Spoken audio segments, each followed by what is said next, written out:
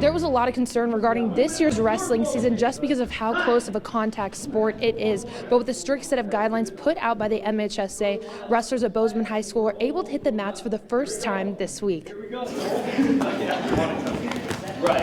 It doesn't matter if you're an experienced head coach, if you're brand new to an area.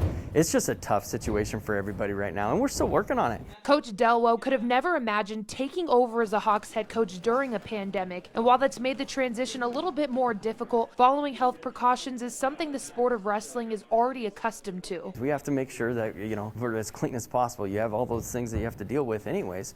So wrestling's kind of ahead of the game as far as that goes. The Hawks will be doing what they've always done to prevent any possible outbreaks throughout the team, like ringworm, but they'll just be doing more of it to account for COVID-19. We're wrestling in groups more, so we're keeping kids in small groups, and that way that's really good for contact tracing. Not much will look different on the mats this season, but there are some significant changes, like the absence of tournaments. We're going to wrestle duels. They can get up to 2 matches per day, and they have to change singlets in between those matches. Because of the implications regarding this year, the Hawks have seen less of a turnout for this upcoming season, but they are excited about the return of reigning state champion Avery Allen. He's already working. He's been putting in some off-season work, and I'm excited to be coaching him. As the Hawks prepare for their first match set for January 8th, Coach Delwo's message is simple: embrace adversity. We wrestle in adversity all the time. You're always competing. You're always getting yourself put in positions that you don't want to be in. You got to be comfortable with being uncomfortable.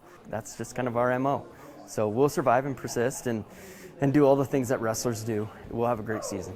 In Bozeman, Ashley Washburn, MTN Sports.